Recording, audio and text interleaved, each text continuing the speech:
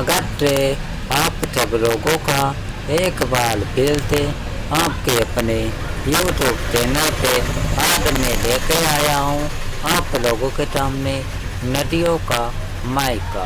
जी हाँ, नदियों से संबंधित महत्वपूर्ण जानकारी नदियों के मायका के बारे में चर्चा करेंगे। आइए हम सब जानते हैं कि मध्य प्रदेश में अधिकांश नदियाँ निकलती हैं, जिसकी वजह से मध्य प्रदेश को नदियों का मायका कहा जाता है। मध्य प्रदेश में ये देखिए, ये मध्य प्रदेश का नक्शा मैप है।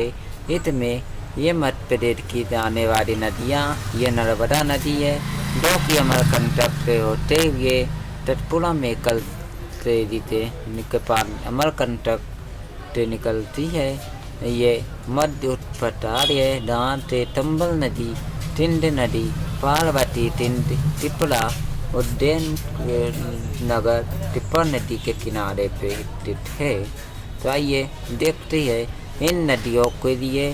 पहले इनके अपवाह तंत्र में हम सब जानते हैं कि हमारे भारत में कुल 5 बड़ी महानदियाँ मानी गई हैं। पहली नदी है गंगा। तो आइए, भारत में सर्वाधिक नदियाँ मध्य प्रदेश में प्रवाहित होती है, इसलिए मध्य प्रदेश को नदियों का मायका भी कहा जाता है।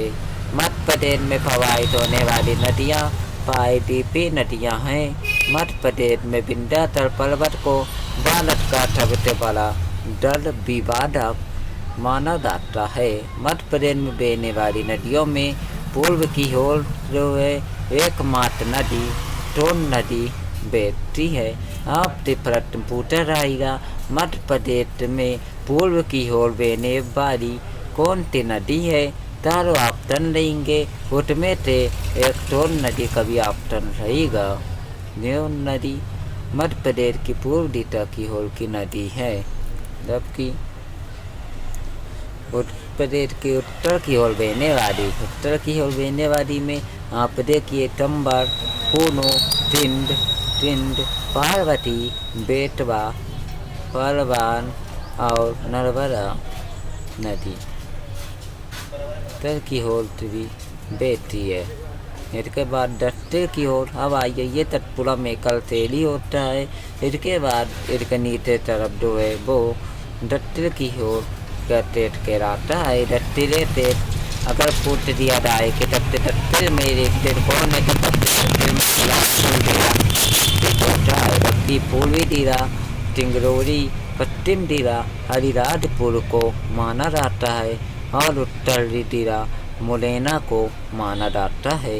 इस तरह के सवाल आते हैं। आइए देखते हैं, पश्चिम की ओर बहने वाली नदी में पश्चिम की दिशा ये हुई और यह पूर्व दिशा हुई। तो पश्चिम की ओर दो बहती है नर्मदा, ताप्ती और माई। जी हाँ, नर्मदा, ताप्ती और माई नदी पश्चिम की ओर बहती हुई नदियाँ हैं। मध्य प्रदेश में 5 नदी अपवाह तंत्र है। हम जानते हैं कि 5 बड़ी नदियाँ होती हैं, गंगा, यमुना, देते। तो आइए, गंगा नदी अपवाह तंत्र में सम्मिलित नदियों का दल बंगाल की खाड़ी पे पहुँचता है। गंगा अपवाह तंत्र के 3 उप अपवाह क्षेत्र मध्य प्रदेश में है, जो क्रमशः यमुना अपवाह, सोन बेसिन अपवाह और सोन बेसिन अपवाह क्षेत्र के नाम से जाना जाता है। यमुना अपवाह तंत्र में सम्मिलित प्रमुख नदियाँ चंबल, केन, बेतवा, रतन, सिंध, दामिनी आदि नदियाँ हैं। ये देखिए अर्थात ये यहाँ पर ये जानना जरूरी है कि मध्य प्रदेश में 2 पर्वतमाला है। पहला विंध्याचल पर्वतमाला, ये यहाँ से होती विंध्याचल पर्वतमाला, और यहाँ पर है सतपुड़ा मेकल तेली। तो विंध्याचल पर्वतमाला के एक तरफ का भाग उत्तरी होता है और उत्तर दिशा की ओर 2 नदियाँ बहती हैं, उसमें से चंबल केन तिंड पार्वती काली तिंडी ताड़ी नदी गंगा नदी का प्रवाह तंत्र बनाती है। हल्सारी ये तम नदियाँ जाके गंगा नदी में मिल जाती है। इस जगह प्रवाह तंत्र की सबसे बड़ी महत्वपूर्ण नदी चंबल नदी है। गंगा अपवाह तंत्र का सबसे बड़ा अपवाह तंत्र है। गंगा अपवाह तंत्र में सबसे बड़ा अपवाह तंत्र है। अब देखिए नर्मदा। नर्मदा के अपवाह प्रदेश में दूसरा सबसे बड़ा अपवाह तंत्र है। नर्मदा नदी और उसकी सहायक नदी में सम्मिलित नदियाँ जिनका जल अरब सागर में मिलता है। नर्मदा नदी पांचवी सबसे बड़ी नदी अर्थात भारत में बहने वाली पांचवी सबसे बड़ी नदी है और पश्चिम की ओर बहने वाली सबसे बड़ी नदी है, जो कि पाइडीपी पठार भारत की तीसरी सबसे बड़ी नदी है। इनमें से सवाल बनता है कि पाइडीपी भारत की तीसरी सबसे बड़ी नदी कौन है, तो पाइडीपी भारत की सबसे बड़ी नदी नर्मदा नदी है, जबकि नर्मदा नदी देश की 8वीं सबसे बड़ी नदी मानी जाती है। मध्य प्रदेश को नर्मदा की जीवन रेखा कहा जाता है, साथ ही इसे उत्तर और दक्षिण भारत का विभाजक भी माना जाता है। ये नर्मदा नदी हो गई, ये उत्तर दिशा और ये इसका दक्षिण दिशा पे विभाजक माना जाता है। देखिए मध्य प्रदेश और गुजरात की जीवन रेखा काली आनंदमयी नदी मेकल तुटा नामोटा तालमी भूगोल भारत का भूगोल बेटा था, जिनने भारत के भूगोल नामक पुस्तक की रचना की। उसने नर्मदा को नामोदात के नाम से प्रचलित किया। पृथ्वीपुत्री ये नर्मदा नदी की उपनाम अर्थात पर्यायवाची है। नर्मदा नदी को प्राचीन नाम लेवा था, जिसकी वजह से आज भी रीवा के नाम से जाना जाता है। नर्मदा नदी की कुल सहायक नदी 41 है, जबकि लंबाई 13-12 किलोमीटर दिया। भारत में कुल लंबाई नर्मदा नदी की 13-12 किलोमीटर, तो मध्य प्रदेश में 10-77 किलोमीटर है। ये नर्मदा नदी, ये देखिए मेकल पर्वत, ये कहाँ था, तो इसके लिए आपने देखा था, ये देखिए यहाँ पे हमने बताया था कि यहाँ पे 2 पर्वतमाला है, ये विंध्याचल पर्वतमाला और ये सतपुड़ा मेकल पर्वतमाला। सतपुड़ा मेकल से होती है, तो वहीं से मेकल के पास से मेकल पर्वत से अमरकंटक पहाड़ी से नर्मदा नदी का उद्गम होता है। नर्मदा नदी अमरकंटक के पहाड़ी से निकल के दिंडोरी, मंडरा, टावर परियोजना, दिंडोरी, मंडरा, नरसिंहपुर, रायसेन, होशंगाबाद, हल्दा, हंदिया, खंडवा, खरगोन, बड़वानी, महाराष्ट्र और अंत में गुजरात की कामबट की खाड़ी पे मिल जाती है। आपसे पूछा जाता है हमारे मध्य प्रदेश में नर्मदा नदी से अधिकांश सवाल बनते हैं, जैसे कि नर्मदा नदी मध्य प्रदेश के किन किन जिलों से होकर गुजरती है। आपको ऑप्शन दे देगा, तो आपको ध्यान देना चाहिए। नर्मदा नदी अमरकंटक के बाद दिंडोरी से मंडरा के बाद नरसिंहपुर और बीच में जबलपुर है। जबलपुर, रायसेन, नरसिंहपुर, होशंगाबाद के बाद अंडिया में और खंडवा, खरगोन, बड़वानी, हरिराजपुर, झाबुआ, नेवाबर होते हुए गुजरात के कामबट की खाड़ी में मिल जाती है। अब जल पटाव, नर्मदा नदी अमरकंटक, जल पटाव कपिलधारा, दूधधारा और दूधधारा, ये तीनों जल पटाव अमरकंटक पहाड़ी पर बनाए जाते हैं, जबकि दिंडोरी से होते हुए जब मंडरा में आती है तो मंडरा पर नर्मदा नदी में एक परियोजना टावर परियोजना संचालित है। इसके बाद जबलपुर में यहाँ पे बरगी परियोजना धुआंधार बैरागार जबलपुर में स्थित है और जबलपुर पर बरगी परियोजना बनाई गई है। मंडला डबल पुल के बाद अब आगे बढ़ती है तो पलता है लाइटेन। और लाइटेन से आगे आती है तो नलटिंग पुल, और नलटिंग पुल के थोड़ी सी आगे आने पर एक बांध बना हुआ है जिसको कहते हैं बालना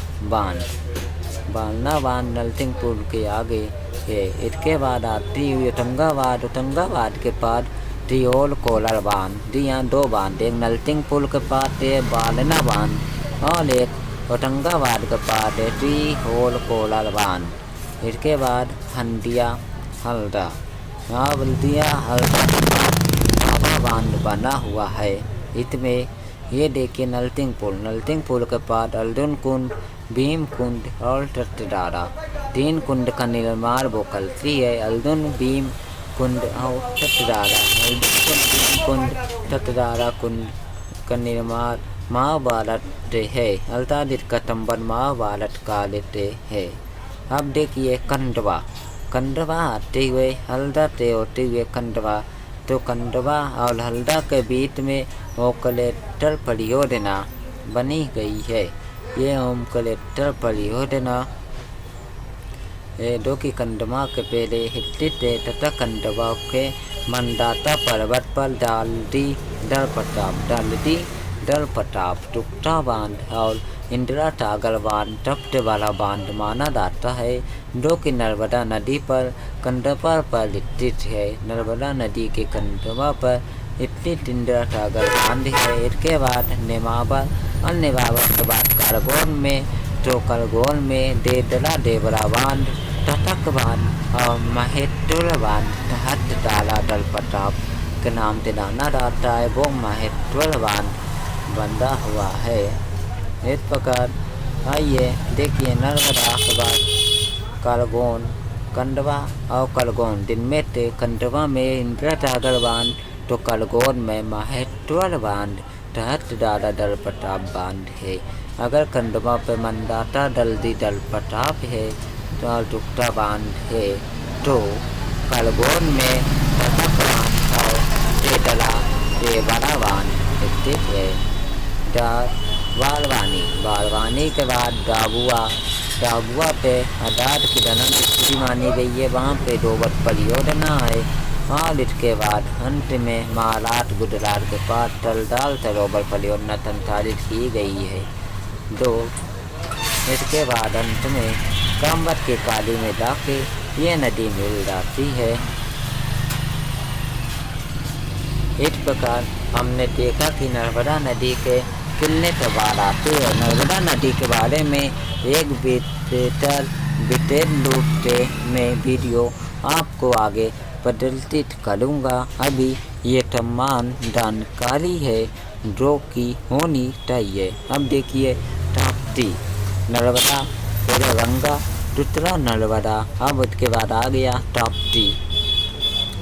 ताप्ती नदी नर्मदा नदी के समांतर पूर्व से पश्चिम की ओर बहने वाली और इसकी सहायक नदियों में सम्मिलित है। ताप्ती नदी नर्मदा के दक्षिण की ओर समांतर रूप से बहती हुई अरब सागर की कामवत की खाड़ी में गिरती है। यह ताप्ती नदी है, यह नर्मदा और यह नर्मदा नदी। तो क्या कह रहे हैं, नर्मदा नदी के समांतर पूर्व से पश्चिम की ओर बहने वाली ताप्ती नदी और जल्द की ओर समांतर रूप से बहती हुई अरब सागर के कामवत की खाड़ी पर गिर जाती है। ताप्ती का कुल रकबा 145 वर्ग किलोमीटर है। 145 वर्ग किलोमीटर है, जिनमें से 98 वर्ग किलोमीटर मध्य प्रदेश में, 98 वर्ग मीटर मध्य प्रदेश में, 33 का महाराष्ट्र और गुजरात में स्थित है, क्योंकि यहाँ पे गुजरात है, इसके आगे राजस्थान लग जाता है और यहाँ पे महाराष्ट्र, ये छत्तीसगढ़ और ये उत्तर प्रदेश का स्टेट माना जाता है। तो ये गुजरात और महाराष्ट्र पर बाकी स्टेट पड़ जाता है और मध्य प्रदेश में कुल 98 वर्ग किलोमीटर पर है। ये तपवाह तंत्र के महत्वपूर्ण नदियाँ ताप्ती, कूर्मा, अमोलोगोम, कुमार और कानेर आदि है। अब देखते हैं गोदावरी। गोदावरी अपवाह तंत्र मध्य प्रदेश के दक्षिण भाग में स्थित है। मध्य प्रदेश में यह गोदावरी नदी मध्य प्रदेश में नहीं बहती है, लेकिन गोदावरी अपवाह तंत्र पे मिलने वाली नलसार दो गोदावरी नदियों की सहायक नदियों को लूमते दानी डालती है। देते बेनगंगा, बालदा आदि मध्य प्रदेश से निकलती है। अब माई अपवाह तंत्र प्रदेश की सबसे छोटी नदी अपवाह तंत्र मानी जाती है। इसकी सबसे प्रमुख नदी माई है। इस अपवाह का कुल क्षेत्रफल 38,399 वर्ग किलोमीटर है। इसमें मध्य प्रदेश में 7188 वर्ग किलोमीटर का क्षेत्र आता है।